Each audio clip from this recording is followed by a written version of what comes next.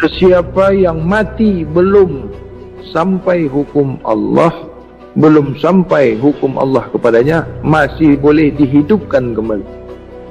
Hadi tak pernah jadi guru. Hadi bukan guru. Ingat itu. Guru yang dulu, sekarang, yang akan datang tak pernah bertukar ganti. Ya. Guruku, guru engkau sama, satu adanya. Begitu pula nanti murid-murid daripada kamu. Engkau pun tidak boleh mengaku guru. Ingat itu. Adapun si Hadi boleh menjadi guru, mengajarkan sebagaimana guru mengajarkan. Jadi apa-apa yang sampai kepada si Hadi, itulah yang disampaikannya kepada muridnya. Jadi panggilan guru itu esanya guru kepada diri. Paham ini? Kau tidak pernah jadi guru. Si Hadi pun sampai jatuh pun langit itu ketujuh-tujuhnya tidak pernah menjadi guru.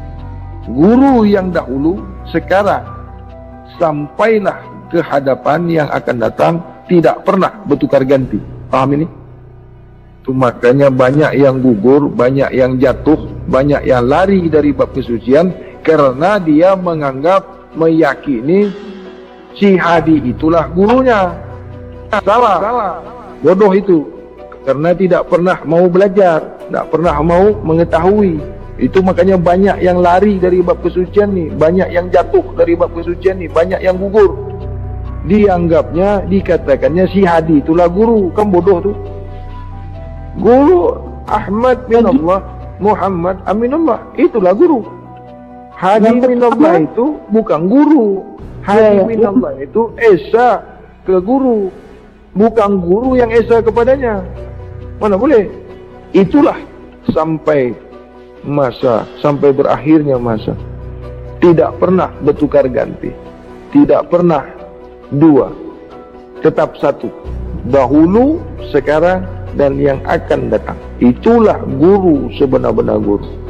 Sesiapa yang menghendaki keilmuan daripada guru sebenar-benar guru, maka rata-ratalah ianya ke diri batiniah, sehingga disaksikan oleh diri rahasia, yang diri zahirnya sudah pun disaksikan oleh diri yang sentiasa sudah disaksikan.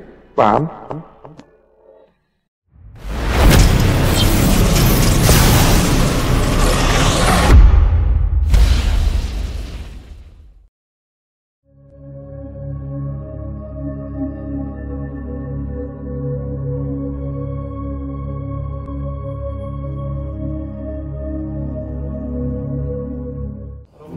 Dalam hidup ini kita itu seperti isi Al-Quran ya, Al-Kahfi ayat terakhir ya, man kana yarju liqa rabbih falyamal amalan sholihan wala yusrik fi ibadati rabbih ahada. Jadi barang siapa yang mengharapkan pertemuan dengan Tuhannya, hendaklah melakukan amal soleh dan tidak boleh syirik. Nah, syirik ini kan banyak. Kita tersilap dengan syirik itu, syirik aja kita, maka itu tak diampuni. Nah, untuk membimbing itu adalah dia menemukan kembali diri, mencari diri. Jadi sebenarnya adalah ya kembali ke diri, dari mana diri, mengenal diri kita gitu. Nah, kalau kita tanpa dengan bimbingan guru kan tak mungkin, haruslah dengan bimbingan guru. Makanya saya sudah lama mencari, dan inilah guru yang sebenar guru menurut saya. Di sini ada undangan dari Tuan Guru di Palembang dengan kesungguhan yang kami pikir kami nggak sampai lah kemarin. Akhirnya dengan kesungguhan itu, dengan motivasi yang disampaikan guru, kami sampai. Alhamdulillahnya tidak ada halangan apapun dalam perjalanan 2 hari 2 malam sampai tujuan. Belajar ilmu kesucian dari guru Hadi sampai tamat lah kalau bisa. Ya logik masuk di hati aja, nggak bisa diungkapkan lah dengan kata-kata. Kepengen hadir di sini untuk belajar, pengen belajar ilmu bab kesucian. Berehat untuk 1 jam yang pertama, sebentar lagi kita akan sambung jam yang kedua untuk di diri mana yang boleh kembali kepada diri yang suci. Menjemput keluarga besar Nur Mutiara Rahmatullah yang berada di mana juga, menjemput saya. Terima kasih. Assalamualaikum warahmatullahi wabarakatuh. Wa qul ja'al haqq wa jahaqal batil innal batil kana zahuqa. Wa qul ja'al haqq wa jahaqal batil innal batil kana zahuqa. Wa qul ja'al haqq wa jahaqal batil innal batil kana zahuqa. La ilaha illallah Muhammad Rasulullah. Assalamualaikum warahmatullahi wabarakatuh. Tuan-tuan yang dirahmati Allah, tuan-tuan seluruh keluarga besar Nur Mutiara Ma'rifatullah, wabil khusus Jama'atul Islamiyah, Jama'ah Nur Mutiara Ma'rifatullah, grup Sumbangsa, tepatnya di kota Palembang, yaitu majelis kajian rutin kita, kajian bab kesucian, kajian bab ilmu kesucian diri. Sebagaimana biasa, tidak terlupakan kepada seluruh jamaah grup Nur Mutiara Ma'rifatullah, seluruh keluarga besar kajian grup Nur Mutiara Ma'rifatullah, di mana saja engkau berada yang tidak dapat dijangkau tempat dan waktu. Kau yang berada di Indonesia, di Malaysia, di Thailand, di Filipina, di negeri Singapura, di Brunei Darussalam, dan kau yang berkedudukan di Saudi Arabia dan juga di Australia. Salam diri yang sedia suci kepada dirimu yang sentiasa mensucikan diri. Sungguh-sungguh benar-benar wallahi wan nabi wal qur'ani imami wa qablatu qiblati wa muhammadin nabi wal mu'min ihwani. Sungguh-sungguh benar-benar diri zat yang maha suci itu suka, dekat, kenal, reda kepada sesiapa diri yang sungguh-sungguh sentiasa mensucikan dirinya zahir batinnya. Sungguh-sungguh benar diri zat yang maha suci yang bernama Allah itu suka, kenal, reda, dekat kepada sesiapa diri yang sentiasa mensucikan diri zahirnya, sehingga menyaksikan diri batin yang sedia suci, sampailah disaksikan oleh diri sebenar-benar diri rahasianya. Kebalikannya, diri zat rahasia, diri zat diri rahasia yang maha suci itu tidak suka kepada diri yang tidak pernah mau suci. Sungguh-sungguh benar-benar kebalikan dari ayat yang tadi, diri yang maha suci, diri zat yang maha suci tidak pernah suka, tidak pernah kenal, tidak pernah reda kepada diri yang tidak pernah mau sentiasa mensucikan dirinya, yang tidak pernah mau suci. Kata lainnya, diri yang kotor, sebagaimana di surat Al-Baqarah ayat 222, diri zat yang maha suci itu suka, maksud suka itu kenal, dekat kepada diri yang sudah sentiasa mensucikan diri. Jadi kalau diri zat yang maha suci itu suka, bermakna dekat, suka bermakna kenal, suka bermakna tahu, paham, itu makna suka. Kebalikan dari ayat itu, tidak suka. Suka itu kebalikannya tidak suka. Jadi kalau suka kepada diri yang sentiasa mensucikan diri, kebalikan ayat itu tidak suka kepada diri yang kotor. Zat diri yang maha suci itu suka kepada diri yang sudah sentiasa mensucikan diri. Kembalikan ayat ini. Zat diri yang maha suci itu tidak pernah suka kepada diri yang kotor, tidak pernah suka dengan pandangan penglihatan yang kotor, tidak pernah suka dengan pendengaran yang kotor, tidak pernah suka dengan pikiran yang kotor, tidak pernah suka kepada hati yang busuk yang kotor, tidak pernah suka dengan perkataan yang kotor, tidak pernah suka kepada perkataan maksiat, pandangan maksiat, pendengaran maksiat, hati yang maksiat, tidak pernah suka. Tidak pernah suka dengan gerak yang maksiat, tidak pernah suka dengan hayalan yang maksiat. Lalu bagaimana zat diri yang maha suci itu tidak suka kepada kita? Apalah jadinya? Bagaimana jadinya? Tuhan yang menguasai langit dan bumi, dan di antara langit dan bumi tidak suka kepada kita. Bagaimana jadinya? Mau kemana kita? Kemana perginya kita?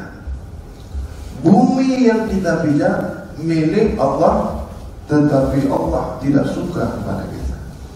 Langit milik Allah, yang memiliki, yang menguasai langit, tidak suka kepada kita. Sehingga langit itu terasa panas, tidak selesa. Cuaca tidak suka dengan kita. Air milik Allah tidak suka kepada kita, sehingga air yang kita minum itu menjadi racun di dalam perut kita. Bumi yang kita pijak terasa panas membara, karena pemilik tanah, pemilik bumi tidak suka kepada kita. Air diminum, dimandikan, untuk mencuci, untuk buat pekerjaan, pemiliknya, penguasanya tidak suka kepada kita. Maka air yang diminum akan menjadi penyakit. Air yang diminum menjadi rusak di dalam batang tubuh kita, di dalam jasad kita ini, dia menjadi merusak karena keredaan daripada pemilik yang menguasai air itu tidak pernah reda kepada kita. Mau kemana kita, tuan-tuan? Apa jadinya nasib kita ini? Yang menguasai langit dan bumi dan di antaranya tidak suka kepada kita, dikarenakan kita tidak pernah mau mensucikan diri kita, dikarenakan kekotoran jiwa kita, dikarenakan kekotoran makanan kita, dikarenakan kekotoran ucapan perbuatan kita, hayalan kita, pikiran kita. Tidak suka Tuhan kepada kita. Apapun yang kita kerjakan, apapun yang kita perbuat, apapun yang kita lakukan, apapun yang kita inginkan, tidak pernah disuka oleh diri yang maha suci, tidak pernah disuka oleh empunya diri kita ini, tidak pernah disuka. Hidup rasanya susah, dapat duit susah, tidak ada duit susah, makan terasa susah, tidur terasa susah, beristri, punya anak, punya harta terasa susah, karena tidak berkah, tidak ada keredaan daripada zat diri yang maha suci. Tidak pernah tenang hidup kita, tuan-tuan. Tidak pernah merasakan nikmatnya dunia ini, karena pemilik nikmat itu, pemilik dunia ini tidak pernah suka kepada diri yang tidak pernah mau mensucikan diri. Kembalikan surah Al-Baqarah ayat 22, diri yang maha suci suka kepada diri yang sedang sentiasa mensucikan dirinya. Lalu diri yang maha suci tidak suka dengan diri yang kotor. Kalau Tuhan tidak suka kepada kita, sholat pun kita sia-sia, puasa pun kita sia-sia, apabila yang memerintah sholat itu tidak suka kepada kita, tidak dapat apa-apa, tidak dapat pahala, tidak mendapatkan berkah. Yang kita kerjakan itu perintah daripada yang tidak suka kepada kita. Maksudnya kita melaksanakan perintah daripada Allah. Allah itu sendiri tidak suka kepada kita karena kekotoran jiwa kita, kekotoran hati kita, kekotoran pikiran kita. Yang kita katakan, yang kita maksud, perbuatan itu bagus, baik. Sholat itu kita anggap baik, bagus, nak dapat pahala, nak dapat berkah. Sholat baik, sholat bagus, puasa baik, puasa bagus. Kekotoran diri kita tidak pernah kita perhatikan. Kekotoran makanan kita tidak pernah kita perhatikan, tidak pernah kita kaji, tidak pernah kita ketahui apa-apa yang mau masuk ke perut kita. Apa jadinya? Makan yang kotor, perbuatan bersih. Maka apa-apa yang kau makan itu, itulah yang menjadikan tubuh jasad kamu. Apa-apa yang kau masukkan ke perutmu itu, itulah yang membina, itulah yang membangun, itulah yang menjadikan darah dan dagingmu. Ketahuilah wahai anak cucu Adam, ketahuilah wahai diri manusia, ketahuilah wahai yang mengaku manusia, yang berasal dari anak cucu Adam. Kau yang mengaku anak cucu Adam, ketahuilah olehmu, apa-apa yang kau makan itu, apa-apa yang kau minum itu, itulah yang membentuk darah dan dagingmu.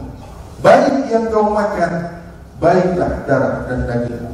Buruk yang kau makan, maka buruklah darah dan dagingmu.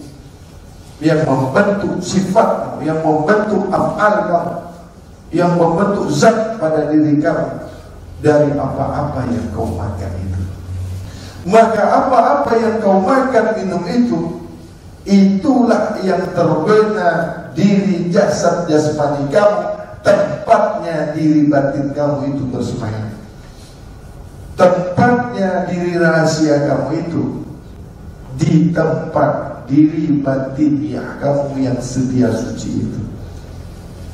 Tempatnya diri yang sedia suci itu di tubuh jasad kamu itu.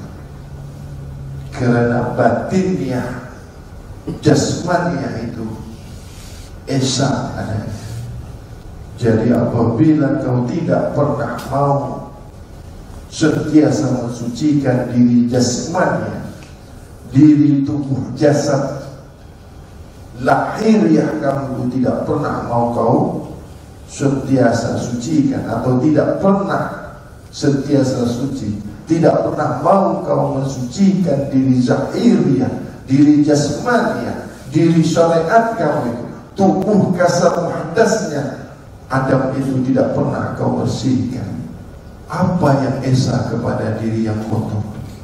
Siapa yang mau, siapa yang dekat kepada diri kau yang kotor itu, pikiran kau yang kotor itu, pandangan kau yang kotor itu, pendengaran kau yang kotor itu, hati rasa kau yang busuk itu, apa yang esa di sini?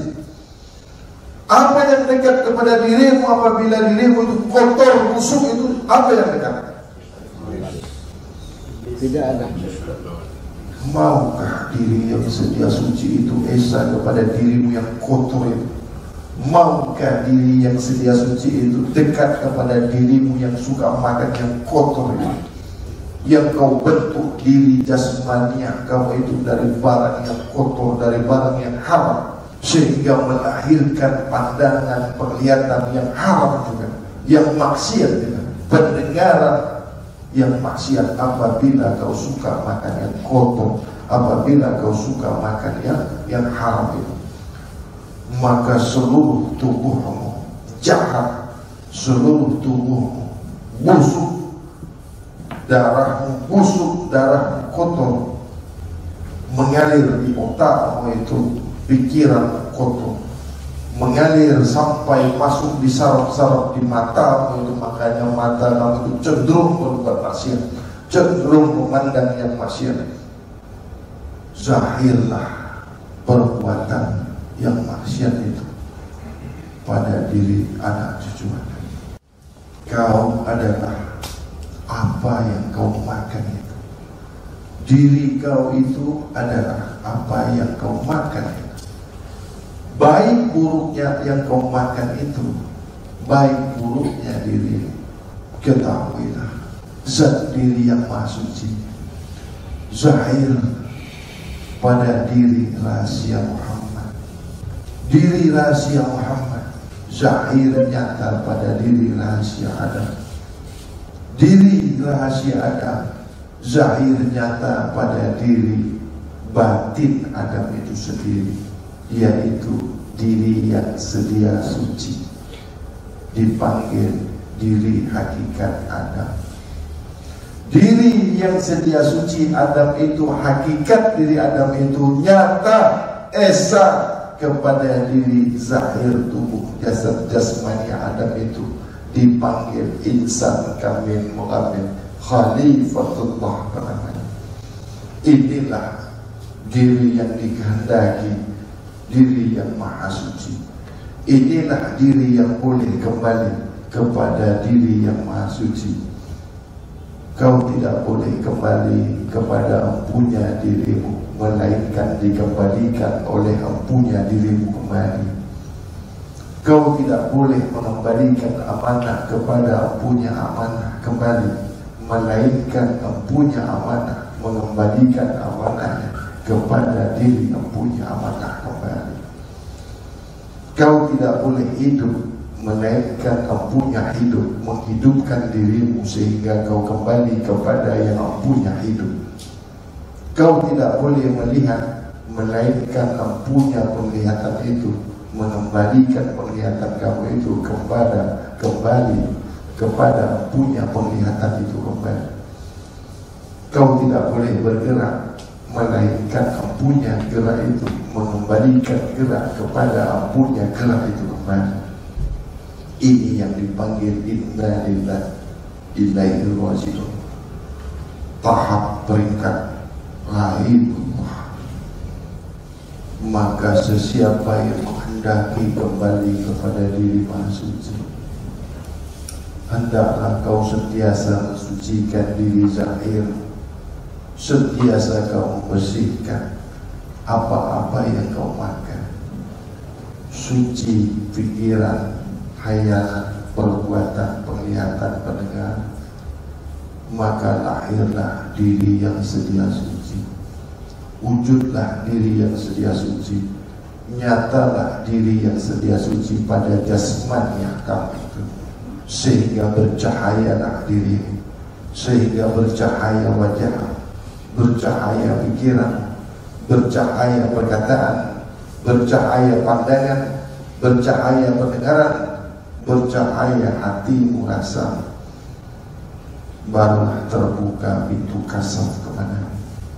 Sesungguhnya pandangan kasaf itu adalah pandangan yang bercahaya. Pandangan kasaf itu tembus menembus lahir daripada diri batinnya. Pandangan kasaf itu dilahirkan oleh pandangan batinnya diri kamu itu, yang pandangan sedia suci. Tidak boleh zahir di matamu itu apabila matamu itu dialiri oleh darah yang kotor. Tidak boleh masuk ke hati kamu itu apabila hatimu dialiri darah yang kotor, darah yang haram, darah yang dihasilkan oleh pemakanan yang kotor, darah yang dibuat, dibina dari makanan yang haram. Tidak pernah wujud pandangan maha suci di situ. Pandangan kasaf, pandangan tembus menembus itu adalah pandangan daripada zat diri maha suci. Itulah yang zahir pada diri. Barulah kau dapat melihat yang tidak pernah kau lihat. Barulah kau mendengar yang tidak pernah kau dengar. Barulah kau masuk ke alam yang tidak pernah kau masuki. Barulah kau merasa yang tidak pernah kau rasakan. Barulah kau mendapatkan nikmat yang tidak pernah kau dapat nikmat. barulah kau berada di satu tempat yang tertinggi, maka yang derajatnya melebihi derajat malaikat. Barulah kau dipanggil Adam Sufi, maka sujudlah sekalian alam kepada diri, karena kau sudah sentiasa suci, menyaksikan diri batinmu yang sedia suci, sehingga disaksikan oleh diri sebenar-benar dirimu, diri rahasia, atau yang dipanggil diri syirullah. Ketika diri rahasia, ketika diri sebenar-benar diri menyaksikan akan diri rahasia itu kepada diri batin, ketika diri batinnya, diri yang sedia suci, menyaksikan olehnya diri zahir, maka insan kamil mengambil kedudukannya. Apabila diri zahir kamu, apabila tubuh jasad jasmani kamu tidak pernah menyaksikan diri batinnya kamu itu, atau tidak mau diri batinnya kamu itu menyaksikan diri zahir kamu, maka tidak pernah kau berjumpa dengan diri sebenar-benar diri. Tidak pernah kau menyaksikan diri sebenar-benar diri. Tidak pernah kau tahu, tidak pernah kau kenal diri rahasiamu itu yang sangat dekat kepadamu, terbenteng, tertutup, terhijab oleh kekotoran-kekotoran apa yang kau makan, kekotoran-kekotoran perbuatan. Bolehkah kau suci dengan perkataan? Bolehkah kau suci dengan perbuatan? Bolehkah kau suci dengan bilangan? Bolehkah kau suci dengan sebutan? Bolehkah kau suci dengan bacaan? Bolehkah kau mensucikan hatimu dengan sebutan-sebutan nama? Bolehkah batinmu suci dengan perbuatan-perbuatan yang menyebutkan huruf, membaca bacaan? Bolehkah diri kau itu suci dengan bacaan-bacaan? Bolehkah diri kau itu suci dengan sebutan-sebutan kalimat?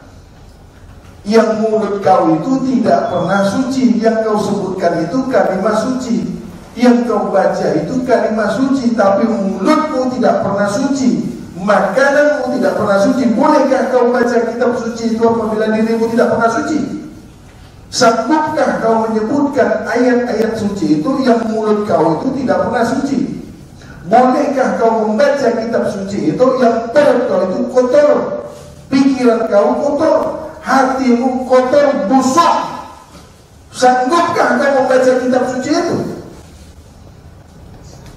Yang mana kitab suci itu zahir daripada diri yang sentiasa suci. Yang mana perkataan suci itu nyata daripada diri maha suci.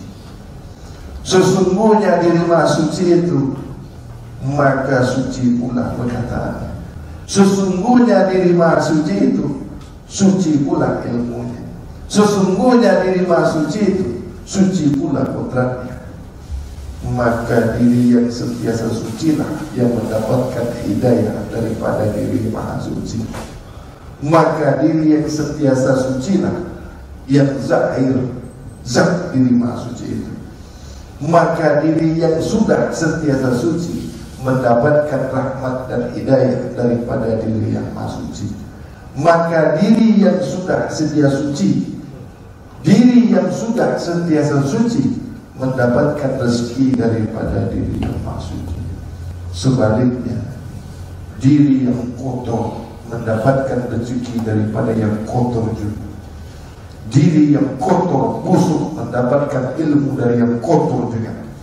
Apabila hatimu kotor, pikiranmu kotor, darahmu kotor, maka ilmu yang masuk ke dadamu, ilmu yang masuk di hati, itulah dari setan iblis yang nyata pada diri. Apabila pemakananmu kotor, maka kotor pula pemikiran. Apabila pemakanan haram, apabila kau memakan yang haram, maka ilmu yang ada kepadamu jelas pasti yang haram juga, pasti yang buruk juga, pasti yang kotor juga. Karena tidak pernah dekat ilmu maha suci itu kepada diri yang kotor. Tidak pernah nyata, tidak pernah wujud ilmu yang maha suci itu kepada diri yang kotor, diri yang busuk. Apabila kau mengamalkan makan yang kotor, maka yang wujud ilmu kepada dirimu, ilmu yang kotor juga. Lalu sudah paham kamu bagaimana wujud iblis itu?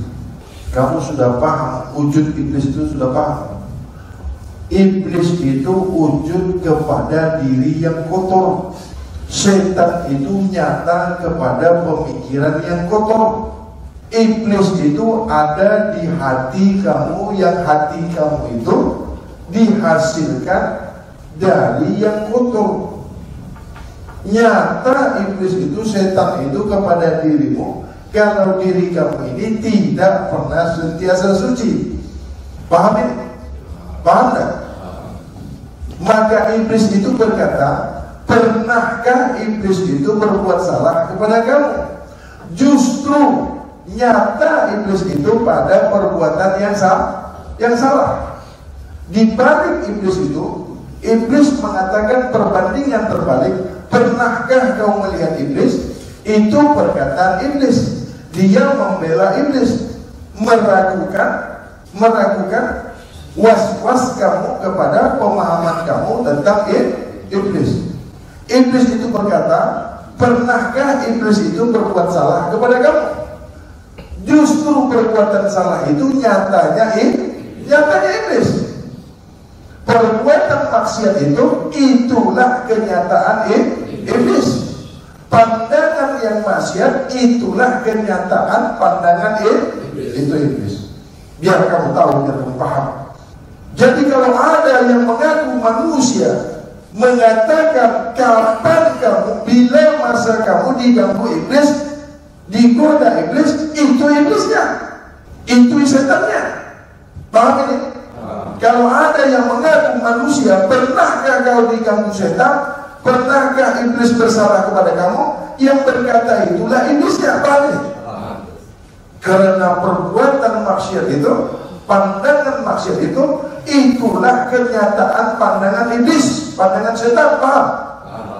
Sesiapa yang suka makanan kotor, nyata iblis kepada diri kamu.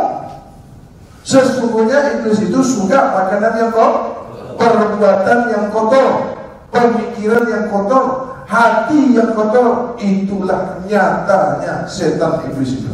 Sudah paham ini?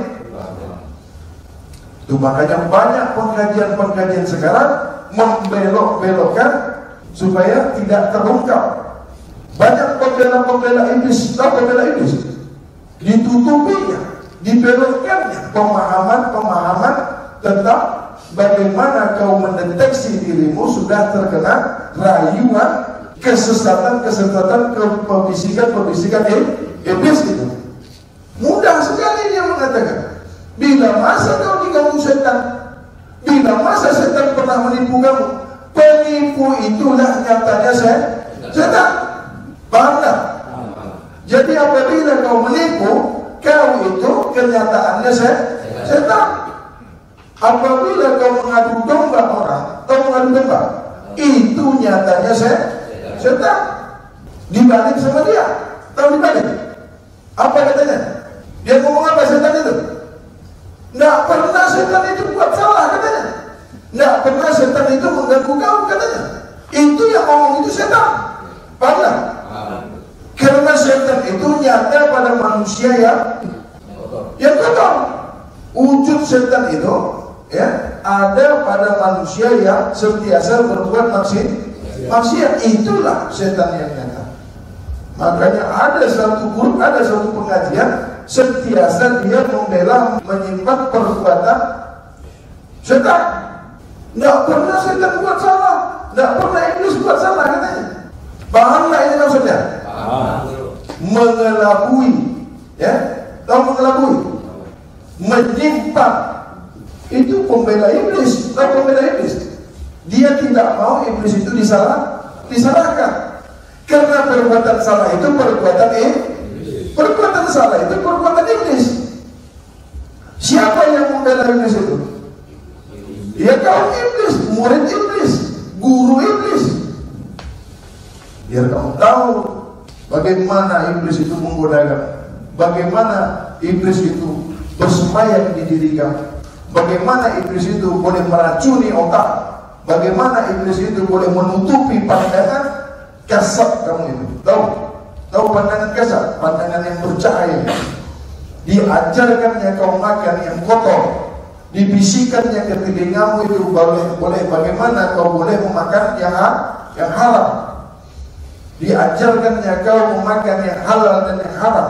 Diajarkannya kau memakan yang halal bercampur dengan yang haram, sehingga tertutuplah pikiranmu, tertutuplah pandangan kasatmu itu, sehingga kau tidak dapat memilih mana makanan yang baik, mana makanan yang buruk. Kau tidak boleh memilih mana makanan yang halal, mana makanan yang haram. Itu iblis. Sebagaimana ya, banyak ahli-ahli grup Nur Mutiara Ma'rifatullah direkrut ke satu grup pemuja iblis, pemuja setan. Dia berusaha menghancurkan diri, dia berusaha mengadu domba kau kepada aku. Dirasukinya kau, dimasukkannya kau satu grup. Dia sudah tahu kau di grup bab kesucian, dia sudah tahu kau belajar bab kesucian. Karena dia tidak bisa mencari murid, dia tidak bisa mencari ahli kajiannya. Paham tak?